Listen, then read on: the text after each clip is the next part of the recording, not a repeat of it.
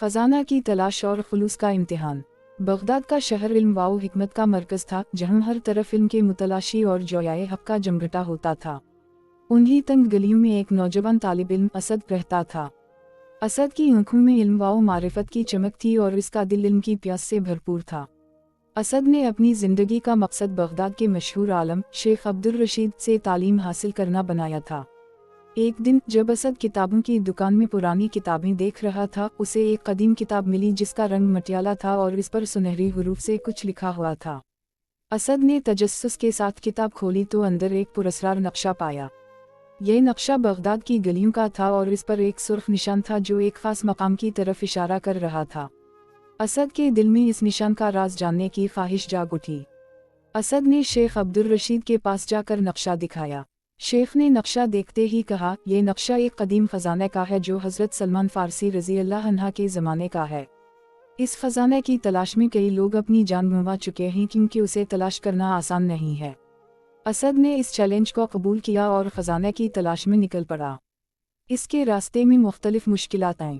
पहले तो उसे एक तारीक गार से गुजरना पड़ा जहाँ जहरीले सांपों का बसेरा था, लेकिन उसने अल्लाह का नाम लेकर आगे बढ़ा और सांपों से बच निकला।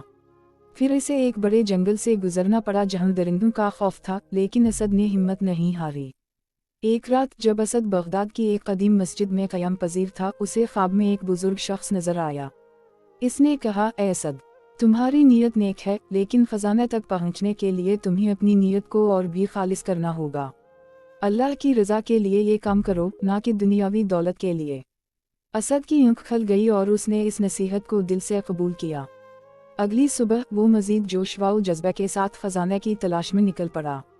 अब उसने अपना मकसद दुनियावी दौलत नहीं बल्कि इल्म व हिकमत की तलाश बना लिया था। रास्ते में इसे मुख्तलिफ मुश्किलात का सामना करना पड़ा, लेकिन हर मुश्किल ने इसके अज़्म को और मजबूत कर दिया। कई दिनों के सफ़र के बाद असद एक दिन एक कदीम गाँव में पहुंचा जहाँ के लोग बहुत दीनदार और मेहमान नवाज थे। वहाँ के बुजुर्गों ने उसे बताया कि इस इलाके में कई कदीम खजाने दफन हैं, लेकिन उन तक पहुँचने के लिए दिल की खुलूस और अल्लाह पर ईमान की ज़रूरत है। असद ने अपने दिल को मज़ीद खालिस किया और अल्लाह से मदद मांगी। अगली सुबह असद ने गाँव के बुजुर्गों की रहनुमाई में नक्शे पर दिखाए गए मकाम की तलाश शुरू की। यह एक कदीम मज़ार था जो वक्त के साथ तबाह हो चुका था। असद ने वहाँ खुदाई शुरू की और कई दिनों की मेहनत के बाद एक कदीम संदूक मिला। संदूक खोलने पर असद की आँखें हैरत से फटी रह गईं। इसमें दुनियावी दौलत के बजाय कुरान मजीद के नायाब नुस्खे और हज़रत सलमान फ़ारसी रज़ी अल्लाह अन्हा के हाथ से लिखे हुए कुछ नोटिस थे। इन नोटिस में इल्म व हिकमत के ऐसे नायाब खजाने थे जो दुनिया की किसी भी दौलत से बढ़कर थे। असद ने वो सब कुछ लेकर शेख अब्दुल रशीद के पास वापस आकर कहा, शेख साहब, मैंने खजाना पा लिया है, लेकिन ये दौलत नहीं बल्कि इल्म व हिकमत का खजाना है। शेख ने मुस्कुरा कर कहा, बेटे, असल खजाना यही है। तुमने अपनी नीयत खालिस रखी और अल्लाह ने तुम्हें दुनिया की सबसे बड़ी दौलत से नवाजा, यानी इल्म से। असद ने वो तमाम नोटिस और कुरान मजीद के नुस्खे शेख को दे दिए और ख़ुद भी उनकी तालीम हासिल करने लगा। जल्द ही वो बगदाद के बड़े आलिमों में शुमार होने लगा और इसका नाम दूर दूर तक फैल गया। खुलूस का इम्तिहान। असद की ज़िंदगी में इल्म की तलाश ने उसे न सिर्फ दुनियावी बल्कि दीनी तौर पर भी मालामाल कर दिया। उसने अपने इल्म को दूसरों तक पहुंचाने का अज़्म किया और बगदाद में एक मदरसा कायम किया जहां दूर दूर से तलबा इल्म हासिल करने आते थे। असद की मेहनत और खुलूस ने उसे दुनियावी व आखिरी कामयाबी से नवाजा। वक्त गुजरता गया और असद की शोहरत बगदाद से निकलकर दूर दराज इलाकों तक पहुंच गई।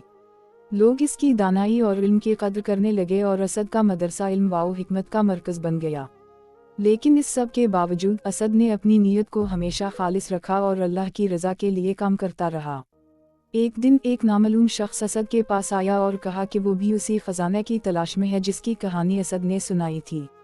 उस शख्स ने कहा कि इसने भी कई सालों तक इस खजाने की तलाश की लेकिन कामयाब ना हो सका। असद ने उस शख्स को तसल्ली दी और उसे खुलूस और मेहनत की अहमियत बताई। इल्म की रोशनी। असद के मदरसे में हर रोज़ नए नए तालिब इल्म आते और इल्म हासिल करते। असद ने न सिर्फ दीनी इल्म बल्कि दुनियावी उलूम भी सिखाने का एहतिमाम किया। इसका मकसद था कि तलबा हर मैदान में बेहतरीन हों और दीन व दुनिया दोनों में कामयाब हों। एक दिन असद के मदरसे में एक गरीब ख़ानदान का लड़का जैद आया। जैद की आंखों में इल्म की प्यास और दिल में कुछ बनने का जज्बा था।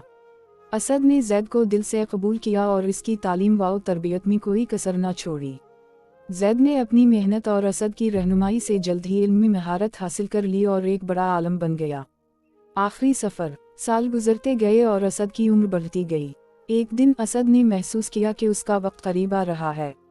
उसने अपने शागिर्दों को जमा किया और कहा, मेरे अजीज़ों, मैंने अपनी ज़िंदगी इल्म की तलाश और इसकी रोशनी फैलाने में गुजारी है। अब वक्त आ गया है कि तुम सब इस मिशन को आगे बढ़ाओ। याद रखो, इल्म का ख़जाना दुनियावी दौलत से बढ़कर है और इसकी तलाश में कभी हिम्मत ना हारो। असद की वफ़ात के बाद इसके शागिर्दों ने इसके मिशन को जारी रखा और बगदाद का मदरसा इल्म व हिकमत का मरकज़ बना रहा। असद की कहानी और इसकी मेहनत का दर्स नस्ल दर नस्ल मुंतकिल होता रहा।